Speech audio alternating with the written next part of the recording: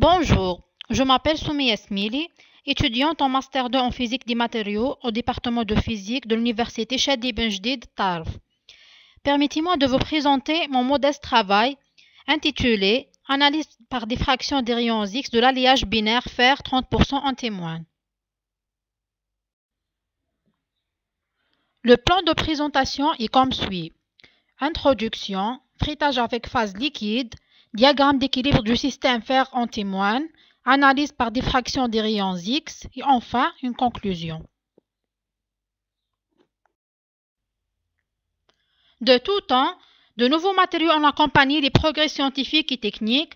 Les recherches répondent aux besoins de conférer aux matériaux de nouvelles propriétés, à la volonté d'améliorer le ratio performance sur coût et de limiter l'impact environnemental sur l'ensemble de leur cycle de vie. Actuellement, suffisamment de matériaux sont élaborés à partir de poudres frétées à haute température pour atteindre au moins 95% de leur densité théorique. L'objectif de ce travail est de présenter et discuter sur les résultats obtenus d'une analyse par diffraction aux rayons X d'un alliage binaire à base de fer et d'antémoine qui contient 30% d'antémoine, élaboré par le frittage avec phase liquide.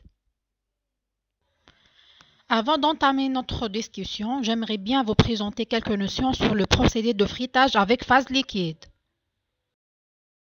On peut définir le frittage avec phase liquide comme étant un traitement thermique d'une poudre à une température inférieure à la température de fusion du composant principal, mais supérieure au point de fusion du composant qui va servir de liant. Ce phénomène peut être décrit comme un processus en 3 temps.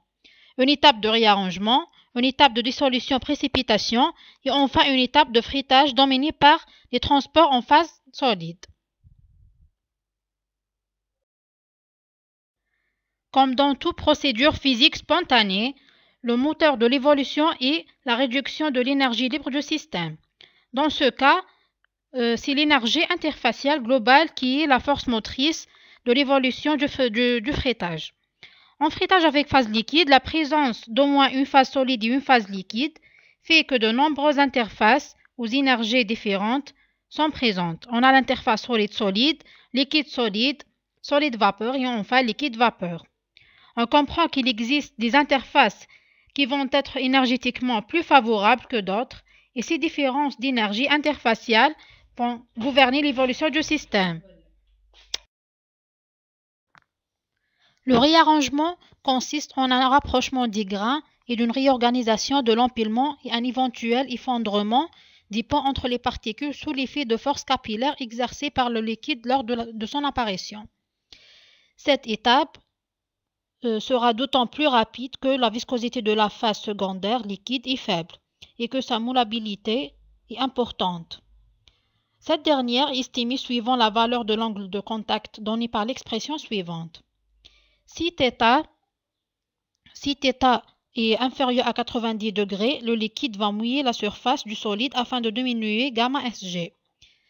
Au contraire, si θ est supérieur à 90 degrés, on dit que le liquide est non mouillant.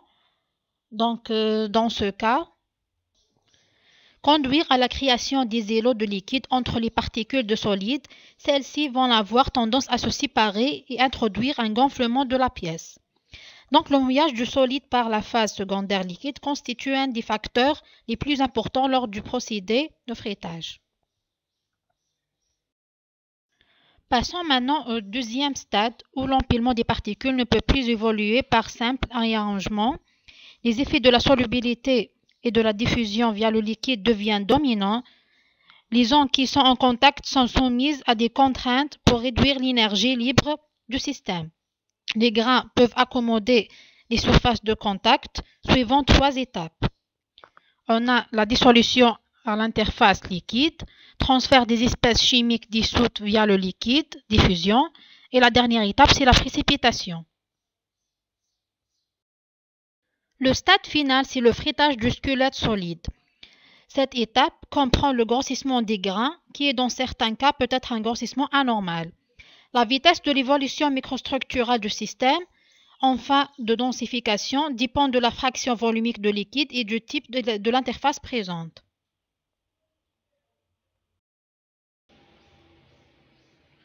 Dans cette partie, nous allons décrire le diagramme d'équilibre du système binaire fer-antimoine.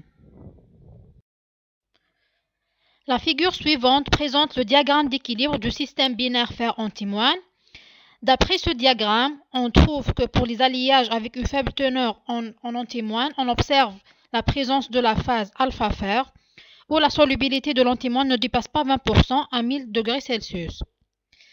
Pour les alliages avec des teneurs au-delà de 43% de l'antimoine, on observe la formation des phases epsilon qui est le FESB et le FESB2. Et enfin, pour les teneurs en antimoine plus élevés, la structure est alpha-antimoine.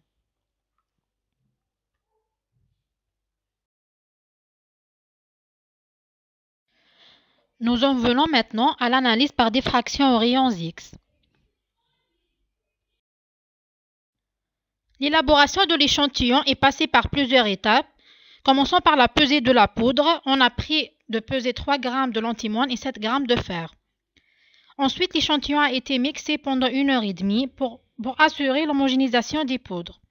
Puis, on a appliqué une compression uniaxiale de charge de 15 tonnes. L'étape suivante est le frittage en phase liquide de l'échantillon dans un four à moufle à une température de 700 degrés Celsius, suivi par un refroidissement lent dans le four jusqu'à la température ambiante.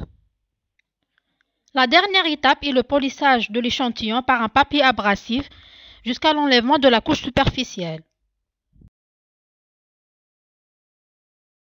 L'analyse par diffraction aux rayons X a été réalisée au niveau de laboratoire de recherche au sein de l'université de Chedley Ben Jdid de Tarf, sur l'échantillon frété à 700 degrés Celsius.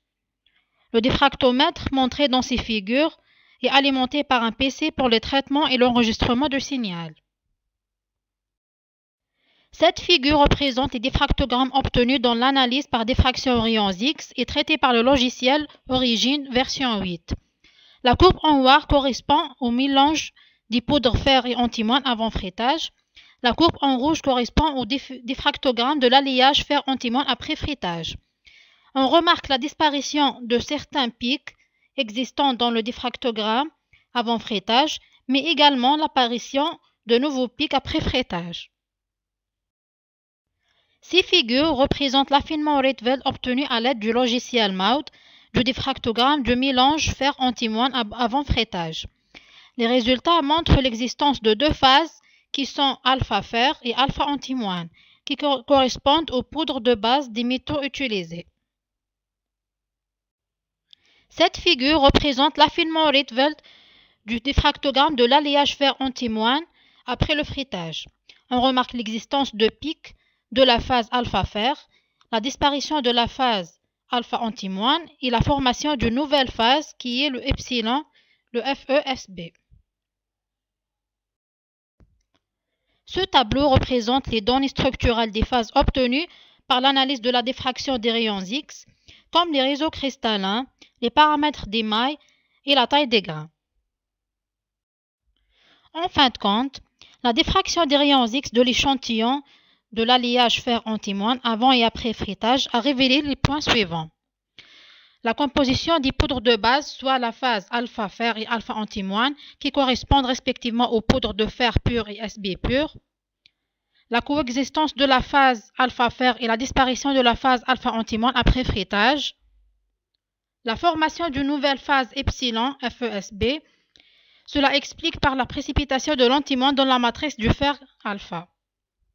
Après frittage, la taille des grains cristallographiques du fer alpha a diminué. En termes de perspectives, d'autres analyses comme le VSM, la métallographie, dureté, etc. sont nécessaires pour bien étudier cet alliage. Merci pour votre attention.